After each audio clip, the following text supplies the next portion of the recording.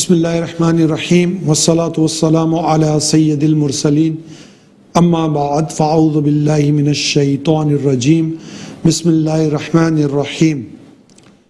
نبی رحمت شفیع امت صلی اللہ تعالی علیہ وآلہ وسلم پر درود پاک پڑھنے کے بے شمار فضائل ہیں۔ آپ صلی اللہ تعالی علیہ وآلہ وسلم کا فرمان ہے، جب بندہ مومن مجھ پر ایک مرتبہ درود پاک پڑھتا ہے تو اللہ تعالیٰ اسے ایک قرات اجر عطا فرماتا ہے، اور ایک قرات احد پہاڑ جتنا ہے۔ ماشاءاللہ آپ مدینہ شریف جاتے ہیں، آپ نے دیکھا ہو احد پہاڑ کا وزن کتنا ہے، تو اس کا وزن تو اللہ جانے ہے، اور اس کا حبیب صلی اللہ تعالی علیہ وسلم اللہ کے بتائے سے جانے ہے۔ تو بہرحال ایک درود پاک پڑھنے کا یہ ثواب ملتا ہے۔ درود پاک پڑھنے کی عادت بنائیے۔ رمضان المبارک کا مبارک عشرہ ہمارے درمیان موجود ہے۔ عشرہ رحمت میں عشرہ رحمت چل رہا ہے۔ آج الحمدللہ 7واں رمضان ہو چکا ہے۔ رمضان المبارک میں جہاں عبادات کے، روزہ رکھنے کے، تراویح پڑھنے کے، نماز پڑھنے کے اجر و ثواب ہیں، وہاں صدقہ کرنے کے، خیرات کرنے کے، زکوٰۃ دینے کے بے پناہ ثواب ہے۔ کیوں؟ رمضان کی بڑی رحمت ہے، اجر و ثواب بڑھا دیا گیا ہے، جنت سجائی گئی ہے، رب کی رحمت برس رہی ہے۔ رمضان کے مہینے میں ایک نیکی کا ثواب 1,00,000 گنا تک بڑھا دیا جاتا ہے۔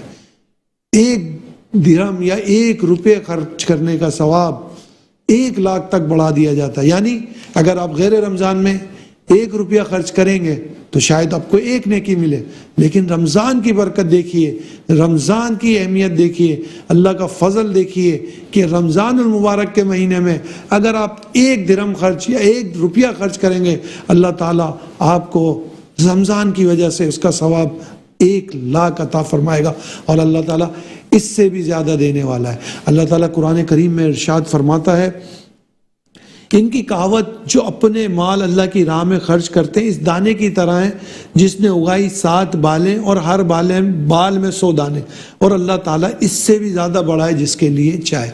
یعنی جب کسان فارمر ایک دانہ ڈالتا ہے تو اس سے 10 یا 7 بالیاں نکلتی ہیں، اور اس بالی میں 100 دانے ہوتے ہیں۔ تو دانہ تو اس نے ایک ہی ڈالا تھا، اور جب وہ اگا تو کتنا بالیاں پھوٹی، بالیوں کے اندر دانے نکلے۔ تو اسی طرح جب بندہ اللہ کی راہ میں خرچ کرتا ہے تو اللہ تعالیٰ اسے دگنا کر کے واپس کرتا ہے، بلکہ کئی گنا بڑھ کے واپس کرتا ہے۔ دنیا میں بھی اس کا اجر و ثواب ملتا ہے، اور آخرت میں بھی اللہ تعالیٰ اس کے لیے اجر و مقام رکھتا ہے۔ حدیث پاک کا مفہوم ہے کہ بندے کا مال جو بندہ خرچ کرتا ہے تو اللہ تعالیٰ فرماتا ہے کہ میں تجھے دنیا میں بھی دوں گا اور تجھے آخرت میں بھی دوں گا جب تجھے اس کی زیادہ ضرورت ہے۔ رمضان المبارک کے مہینے میں صدقات و خیرات دل کھول کے کیجئے۔ پیارے آقا مدینے والے مصطفیٰ صلی اللہ تعالی علیہ وآلہ وسلم رمضان ام المومنین عائشہ طیبہ طاہرہ صدیقہ ساجدہ رضی اللہ تعالی عنہ فرماتی، میرے سرتاج سخاوت کے معاملے میں رمضان میں بے پناہ سخاوت کرتے تھے، اور تیز ہواؤں سے بھی زیادہ آپ کی سخاوت ہوتی تھی۔ آپ بے پناہ، آپ تو ویسے ہی سخی تھے، لیکن رمضان المبارک میں آپ کی سخاوت حد درجے بڑھ جاتی تھی۔ اب یہ مہینہ ہے، ویسے تو پورے سال ہی اللہ کی راہ میں خرچ کرنا چاہیے، لیکن بالخصوص یہ مہینہ ہے۔ آپ دیکھیں، آپ کوئی کاروبار بھی کرتے ہیں تو آپ وہاں پہ انویسٹمنٹ کرتے ہیں جہاں پہ نفع زیادہ ہوتا ہے۔ باہر کیوں جاتے ہیں لوگ پیسہ کمانے؟ کہ وہاں پہ ڈالر میں پیسے ملتے ہیں، وہاں پہ درہم میں پیسے ملتے ہیں، وہ $1 155 روپے کا۔ تو آپ بھی یہ طے کرتے ہیں کہ جب آپ باہر جاتے ہیں کہ وہاں زیادہ پیسہ ملتا ہے، وہاں ہماری آمدنی اچھی ہوتی ہے۔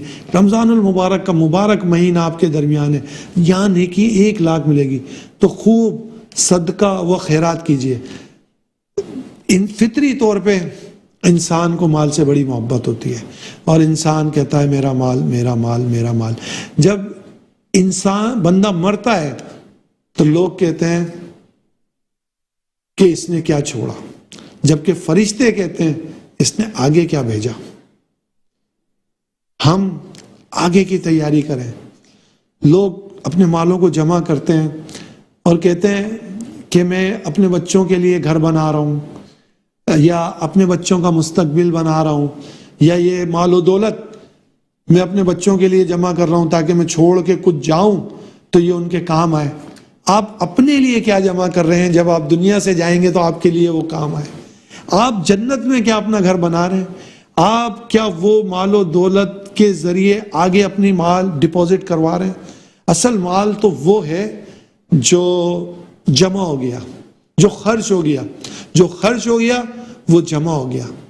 مولا علی مشکل کشا کرم اللہ وجہ الکریم نے اپنے ہاتھ میں ایک درہم لیا اور اس کو رکھا اور فرمایا اس کا فائدہ جب ہی ہوگا جب یہ مجھ سے جدا ہوگا. بات سمجھ میں آئی؟ پیسے کا فائدہ جب ہی ہوگا جب آپ اللہ کی راہ میں خرچ کر دیں گے، اور یہ خرچ کرنا آپ کا جمع کرنے کے. نبی کریم صلی اللہ تعالی علیہ وسلم نے ام المومنین طیبہ طاہرہ عائشہ صدیقہ رضی اللہ تعالی عنہا کو کچھ گوشت بھیجا اور پھر انہوں نے وہ تقسیم کیا. جب نبی کریم صلی اللہ تعالی علیہ وسلم گھر تشریف لائے اور آپ نے پوچھا کیا رہ گیا یا کیا بچ گیا، تو آپ نے فرمایا یہ دستی بچی ہے اور باقی سب بٹ گیا. تو نبی پاک صلی اللہ تعالی علیہ وسلم نے فرمایا جو بٹ گیا وہ بچ گیا، یعنی جو اللہ کی راہ میں دے دیا وہ بچ گیا. ہم سوچتے ہیں کہ میرا جو مال ہے جو میں نے کمایا ہے تو یہ میری اولاد کے لیے ہے. یقیناً آپ کی اولاد کا ہے، لیکن آپ اس مال کو اپنی زندگی میں خرچ کریں. آپ یہ تمنا نہ رکھیں کہ یہ میرا مال میری مرنے کے بعد میری اولاد میرے لیے اس کے لیے ایصال ثواب کا ذریعہ کرے گی. مال آپ کا ہے. جب آپ کا مال آپ نے کمایا ہے، آپ خود اس کو ایصال ثواب کا ذریعہ نہیں کر رہے تو کیسے ممکن ہے کہ آپ کی اولاد اس کا ذریعہ بنے گی؟ یہ مال آپ خود کریں، اپنے لیے ایصال ثواب خود جمع کرنا شروع کریں.